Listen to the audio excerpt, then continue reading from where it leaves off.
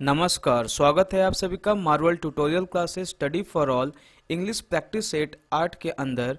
आपको हर एक लेक्चर में आपको प्रैक्टिस से पहले या फिर ये एक तरीके से सॉल्यूशन दिया जाता है एक्सप्लेनेशन के साथ। इससे पहले आपको जो फेसबुक का ग्रुप है या फिर जितना भी टेलीग्राम वगैरह है, इस पे आपको पीडीएफ प्रोवाइड कराया जाता है कि आप पहले इसकी प्रैक्टिस कर लीजिए और बाद में आप यहाँ पे सॉल्यूशन देख सकते हैं। आपको पीडीएफ को क्या करना है, डाउनलोड करना है, उसकी प्रैक्टिस करनी है और फिर आपको ये लेक्चर देखना है ताकि आप ढंग से उसको समझ पाओ। बाकी जिन स्टूडेंट को डायरेक्ट प्रैक्टिस करना है वो कर सकता है। तो चलिए लेक्चर को स्टार्ट करते हैं। और अगर आपको चैनल पसंद आता है तो आप इसको सब्सक्राइब कर लीजिए चैनल को, ताकि आपको टाइम टू टाइम अपडेट मिलता रहे। आइए फर्स्ट क्वेश्चन को देखते हैं। What does agonize me most is not this criticism but the trivial reason behind it। अब यहाँ पे ये देखो कि what के बाद does यूज हुआ है। ये आपको पता होना चाहिए कि क्वेश्चन वर्ड होता है और उसके बाद जब हम does या फिर do का यूज करते हैं तो ये कब करते हैं, इंटेरोगेटिव सेंटेंस में हम इसको यूज करते हैं। जैसे कि मैं एक वर्ड बोलता हूँ कि what do I need, मुझे क्या ज़रूरत है। इस तरीके से मैं कुछ ये एक वर्ड एक सेंटेंस दे रहा हूँ, ठीक है। तो यहाँ पे आप देखो ये इंटरोगेटिव सेंटेंस है एक, इसीलिए वर्ड के बाद डू आया हुआ है। यहाँ पे इंटरोगेटिव सेंटेंस नहीं है, इसलिए यहाँ पे डज का यूज़ नहीं होगा।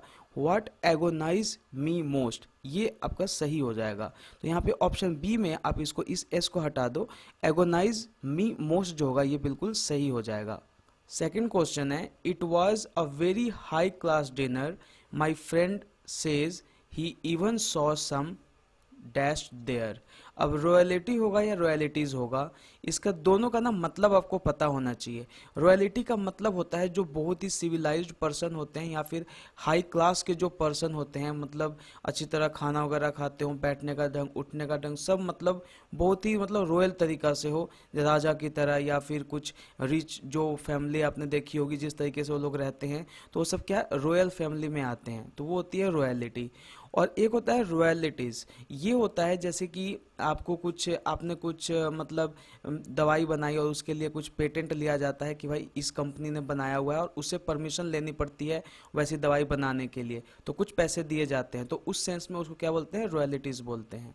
तो यहाँ पे बात किसकी हो रही है, हाई क्लास डिनर की बात हो रही है। मतलब वहाँ पे बहुत ही बड़े बड़े लोग होंगे, धनी धनी लोग होंगे, अच्छा खाना खाते होंगे। तो वहाँ पे वो जो दोस्त है, my friend says he even saw some, क्या रॉयलिटीज होगा, रॉयलिटी होगा, रॉयलिटी होगा, ऑप्शन ए, बिकॉज यहाँ पे सिविलाइज्ड पर्सन की बात हो रही है, एक अच्छे धनी मनी लोगों की बात हो रही है, इसीलिए रॉयलिटी का यूज करेंगे। नेक्स्ट क्वेश्चन देखो, school offers many opportunities of meeting helpful people, reading useful books and obtain information about a variety of public careers. आप यहाँ पे एक सीक्वेंस देख पा रहे होंगे, स्कूल ऑफर्स मेनी अपॉर्चुनिटीज़, यहाँ कोई दिक्कत नहीं है, ऑफ मीटिंग है, उसके बाद फिर रीडिंग है, उसके बाद फिर ऑब्टेन है। तो यहाँ पे ऑब्टेन नहीं आएगा, ऑब्टेनिंग आएगा। इस सीक्वेंस को आपको पकड़ना है, मीटिंग, रीडिंग, ऑब्टेनिंग। तो यहाँ पे करेक्ट जो आंसर हो जाएगा सी हो जाएगा, एंड ऑब्टेन नहीं होगा, यहाँ पे ऑब्टेनिंग होगा। Next question, the older generation से that the youth of today dash lazier than they were. तो ये यूथ की पूरी बात हो रही है ना, तो यहाँ पे आर नहीं इज का यूज करेंगे। The youth of today is lazier than they were. Fifth question है, this is the bicycle of which the chain is broken. इसमें एरर कहाँ पे है आपको ये ढूंढना है।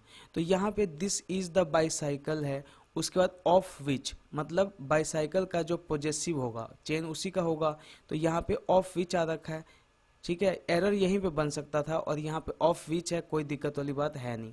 This is the bicycle of which the chain is broken. तो यहाँ पे क्या होगा, ऑप्शन बी सही होगा क्या, इसमें एरर है, नहीं इसमें एरर नहीं है, डी ऑप्शन जो है सही हो जाएगा, इसमें कोई एरर नहीं है, नो एरर है। This is the bicycle of which the chain is broken. अब यहाँ पे आप ये देखो, कभी ये मत सोचना आप कि दिस से सेंटेंस शुरू नहीं हो सकता है। दिस से सेंटेंस शुरू हो सकता है अगर पहले से ही कुछ डिसाइडेड कुछ बात हो रही है। जैसे कि कुछ साइकिल की बात हो रही थी तो डिसाइडेड है कि किस साइकिल की बात हो रही है, इसीलिए हम दिस का यूज़ कर रहे हैं। जैसे आप ये कहते हो ना कि इट इज़ माई मदर, ये एक सेंटेंस है, और एक सेंटेंस है दिस इज़ माई मदर। ये दोनों ही सेंटेंस सही है, लेकिन सेंस जो है दोनों का डिफरेंस है। किस तरीके से? इट इज़ माई मदर और this is my mother. It is my mother में क्या है, आप आइडेंटिफाई कर रहे हो, और दिस इज़ माई मदर में यहाँ पे इंट्रोड्यूस कर रहे हो। आइडेंटिफाई का मतलब है, जैसे मान लो कि फ़ोन आया, ठीक है, और आप किसी दोस्त को बता रहे हो कि ये मम्मी का फ़ोन था, तो इट इज़ माई मदर। लेकिन वहीं पे आपकी मम्मी आ रखी है और दोस्त को बता रहे हो, तो वहाँ पे क्या बोलोगे, दिस इज़ माई मदर। ये अंतर है आइडेंटिफाई और इंट्रोड्यूस में। नेक्स्ट क्वेश्चन है, the silence of the hot afternoon was interrupted by a sudden dash of thunder. आप मतलब समझ गए होंगे कि बादलों की कड़कने की बात हो रही है, तो ये एक होता है clap of thunder. Clap of thunder का मतलब होता है गरजना, ठीक है, बादलों का गरजना, क्लैप ऑफ थंडर। बर्स्ट होता है बिल्कुल ही फटना, और स्पेल होता है जैसे कि आप स्पेलिंग वगैरह करते हो, स्पेल करते हो उस तरीके से, या फिर स्पेल एक हम लोग मैजिकल टर्म में भी यूज़ कर, जो मैजिक करते हैं और जिनकी वजह से उन्होंने कुछ बोला और कुछ हो गया, तो क्या बोलते हैं, स्पेल उसको बोलते हैं, ठीक है। जैसे बोलेंगे कि a witch spell on my friend and he turned into a cow. मतलब एक विच जो थी उसने कुछ स्पेल किया, मतलब कुछ बोला, ऐसे कुछ मंत्र वगैरह पढ़ा, और मेरा जो फ्रेंड है वो क्या बन गया, गाय बन गया। तो इस सेंस में हम स्पेल का यूज करते हैं। सेवंथ क्वेश्चन देखो, they did not came out victorious yet they were not disappointed rather satisfied because they had played well. यहाँ पे देखो दे डिड यूज हो रखा है, डिड के बाद जो वर्ब आता है वो सेकंड फॉर्म का नहीं आएगा, ये फर्स्ट फॉर्म का आता है। तो यहाँ पे केम नहीं, क्या आएगा, कम आएगा। They did not came out of victorious गलत होगा, यहाँ केम के जगह पे कम होगा। नेक्स्ट क्वेश्चन है, it is too early to say how the impact the new tax will have on investment. How the impact नहीं होगा, व्हाट इम्पैक्ट होगा यहाँ पे, बिकॉज यहाँ पे इम्पैक्ट की बात हो रही है। It is too early to say कि क्या इम्पैक्ट होगा, कैसे इम्पैक्ट नहीं, क्या इम्पैक्ट होगा, what impact the new tax will have on investor. Next question है, he complained to the police that his briefcase had been stolen and that he was lifted without any money। अब यहाँ पे lifted नहीं होगा, उसको छोड़ दिया गया ना, यहाँ पे छोड़ने की बात हो रही है कि उसके पास पैसे अब थे ही नहीं, बिल्कुल बिना पैसे के छोड़ दिया, चोरी करके तो ले गया उसका जहाँ पे पैसा था ब्रीफकेस में। तो यहाँ पे लीव की बात हो रही है, लिफ्ट मतलब उठाना होता है, यहाँ पे उठाने की बात नहीं हो रही है, उसको छोड़ने की बात हो रही है। तो यहाँ पे लिफ्टेड नहीं होगा, लेफ्ट होगा, that he was left without any money। तो यहाँ पे जो ऑप्शन सी है ये सही हो जाएगा, and that he was lifted नहीं होगा, क्या होगा, लेफ्ट होगा। 10th क्वेश्चन देखो, her self saw the thief. ये हर सेल्फ आपको पता होना चाहिए क्या है। हर सेल्फ हो गया, योर सेल्फ हो गया, ये सब क्या होते हैं, रिफ्लेक्सिव प्रोनाउन होते हैं, जो खुद से सेंस देते हैं। माई सेल्फ, मेरे से, खुद से, इस तरीके से। हर सेल्फ, उसने खुद से, उस तरीके का ये सेंस देते हैं। और ये कभी भी याद रखना कि कभी भी रिफ्लेक्सिव प्रोनाउन से सेंटेंस को हम शुरू नहीं करते हैं।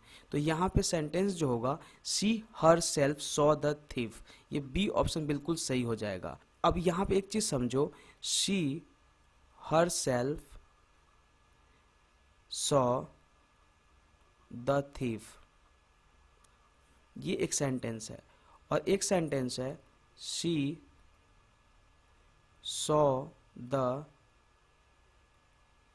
Thief her self. क्या अंतर है दोनों में, दोनों सेंटेंस बिल्कुल सही है।